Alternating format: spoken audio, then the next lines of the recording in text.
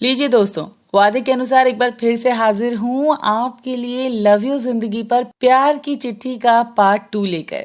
और मुझे पता है आपको बहुत ही बेसब्री से इंतजार था इस पार्ट का, क्योंकि आप ये जानना चाहते थे कि एक्चुअली में उस चिट्ठी का जवाब आया या नहीं। दोस्तों, जब भी कोई अपने प्यार का इजहार करता है ना, तो उसको बहुत ही बेसब्री रहती है कि जल्दी से जल्दी उसको अपने प्यार का जवाब मिल जाए। तो आप में से ऐसे कई सारे लोग होंगे जिनको क्यूरियोसिटी होगी ये जानने की कि एक्चुअली में इस कहानी में आगे होता क्या है। तो चलिए, आपकी इस क्यूरियोसिटी को, आपकी इस बेचैनी को मैं बिल्कुल दूर करने वाली हूँ। आगे का पार्ट आपको सुनाने वाली हूँ। देखिए, अगर अच्छा लगेगा और कोई स्पेशल बात आपको पसंद आती है हमारी इन कहानियों में, तो आप कमेंट करके हमें ज़रूर बताते चलिए, ताकि हम आगे आने वाले अपनी कहानियों या और एपिसोड्स में उन चीज़ों को ज़रूर इंक्लूड करें और ध्यान रखें। इसके अलावा आप अपने दोस्तों को, पड़ोसियों को, सबको जोड़ सकते हैं, यानी कि शेयर कर सकते हैं इस चैनल को, और सब्सक्राइब कर लीजिएगा, लाइक कर लीजिएगा। और क्या, नहीं अच्छा लग रहा तो डिसलाइक भी कर सकते हैं, कोई ज़बरदस्ती नहीं है। तो चलिए शुरू करते हैं लव यू जिंदगी पर प्यार की चिट्ठी का अगला भाग। अरे ओ राधिका बिटिया, चिट्ठी आई है। काका ने घर के गेट से पुकारा। आई काका, उसने आवाज लगाई और अगले ही पल गेट के पास पहुंच गई। ये रही तुम्हारी चिट्ठियां, और ये तुम्हारे लिए है। शाम की दी हुई चिट्ठी निकालते हुए उन्होंने कहा, मेरे लिए? ये किसने दी है? वो किसी ने तुम्हें देखा था, दूसरे गांव का रहने वाला लड़का है, श्याम नाम का, अच्छा लड़का है, उसी ने दी है। पर ये बात तुम अपने तक ही रखना, बाहर पता चली तो बहुत हंगामा हो जाएगा बिटिया। जी काका, मैं समझ गई। और इतना कहकर वो चली गई। मुझे ज्यादा इंतजार नहीं करना पड़ा कि वो मेरे बारे में क्या सोच रही होगी, उसका जवाब आएगा या नहीं।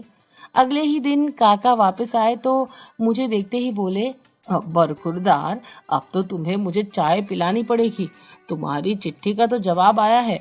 वो हंसते हंसते बोले। मैंने बहुत हैरानी से कहा, क्या क्या सच में? क्या सच में जवाब आया है? मुझे तो इस बात पर यकीन ही नहीं हो रहा था। हाँ, ये सच है, उन्होंने राधिका की भेजी हुई चिट्ठी मुझे देते हुए कहा। मैं चिट्ठी लेकर खुशी में सीधे घर की ओर भागा। दरवाजे में कुंडी लगाकर अपने कमरे में इत्मीनान से बैठकर चिट्ठी पढ़ने लगा। चिट्ठी में लिखा था, श्याम जी, मैं बिल्कुल ठीक हूँ। उम्मीद करती हूँ कि आप भी अच्छे से होंगे। मैंने भी आपको पहली बार उसी दिन देखा था जिस दिन मैं पंचायत में आई थी। मुझे आपकी दोस्ती कबूल है। अच्छा लगा ये जानकर कि इन गाँव की दुश्मनी में किसी ने तो दोस्ती का हाथ बढ़ाया। आशा करती हूँ कि वक्त के साथ आपके और हमारे गांव के बीच सुलह हो जाए। अपना ख्याल रखिएगा और चिट्ठी लिखते रहिएगा। आपकी दोस्त राधिका। उसका ये संबोधन पढ़ के बहुत अच्छा लगा। ये चिट्ठी पढ़कर तो मैं खुशी से झूमने लगा। उस वक्त सिनेमा में राजेश खन्ना की फिल्म का एक गाना बहुत हिट हुआ कर। आज दिन भर मैं वही गुनगुनाता रहा। गुलाबी आंखें जो तेरी देखे, शराबी ये दिल हो गया। पीछ होता तो कहता, संभालो मुझको ओ मेरे यारो, संभलना मुश्किल हो गया। खुश था कि अगर मेरे पास पंख होते तो आज पक्का मैं आसमान की ऊंचाई ना पाता। सभी हैरान थे कि मुझे हुआ क्या है, मैं इतना खुश क्यों हूँ। और राधिका की दी हुई चिट्ठी तो सुबह शाम और दिन में न जाने कितनी बार पढ़ता था, जैसे कोई गीता पुराण हो जिसमें इबादत की बात लिखी हो। 5-6 महीने गुजर गए इसी तरह से चिट्ठियों में बात करते हुए। 15-15 दिन का हाल हम एक ही चिट्ठी में लिख दिया करते थे।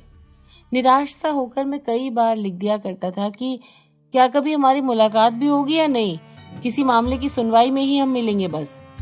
वैसे भी हमारी इस प्यार की नैया के मांझी रामू काका ही थे। एक उनका ही सहारा था जो हमारी बात हो रही थी।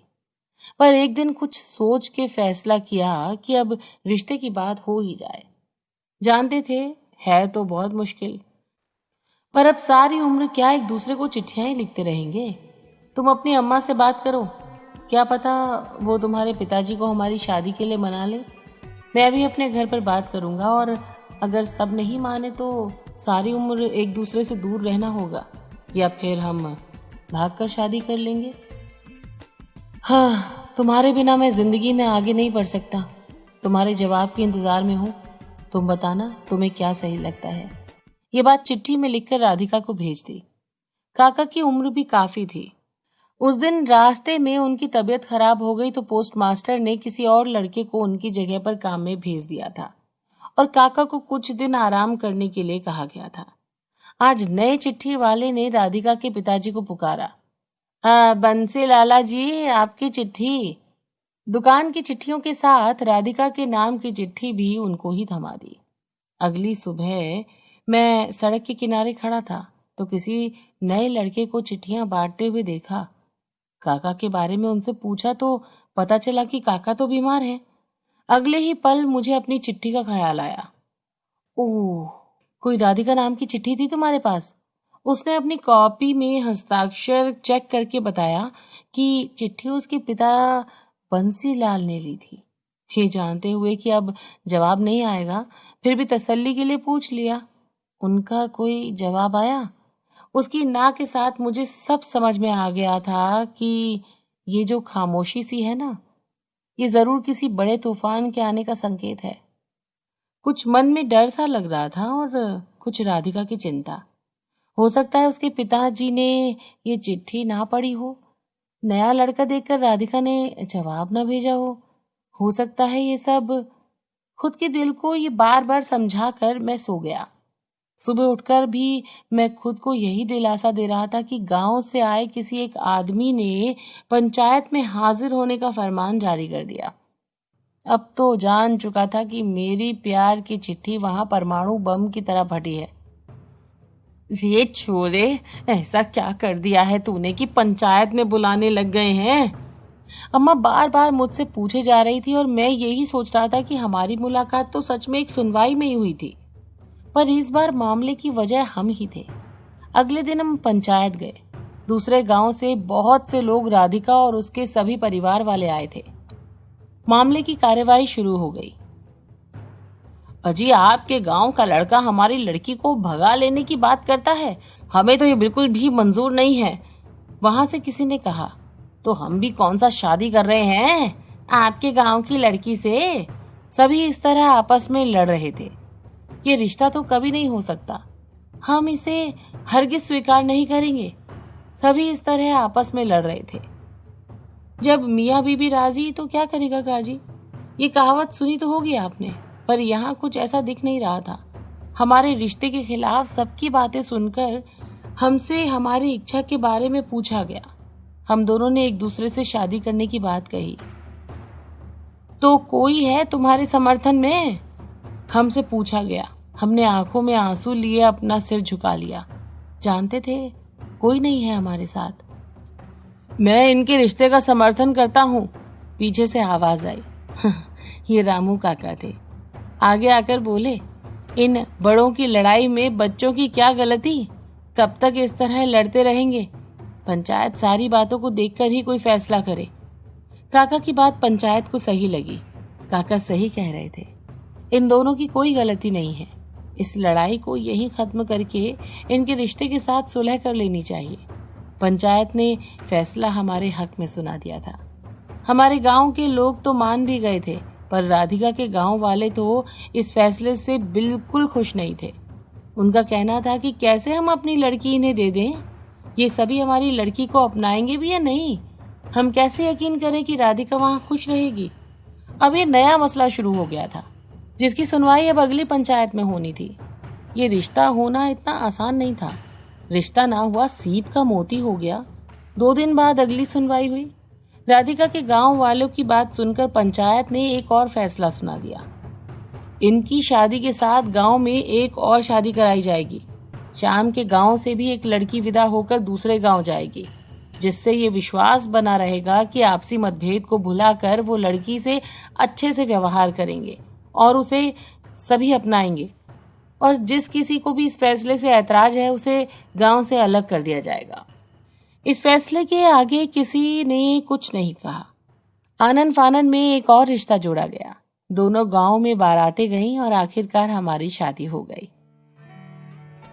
इन सब के बाद भी आपसी नोकझोंक चलती रहती थी, पर वक्त के साथ सभी में सुलह हो गई। इस तरह सालों से चली आ रही दुश्मनी हमारी शादी के बाद खत्म हुई।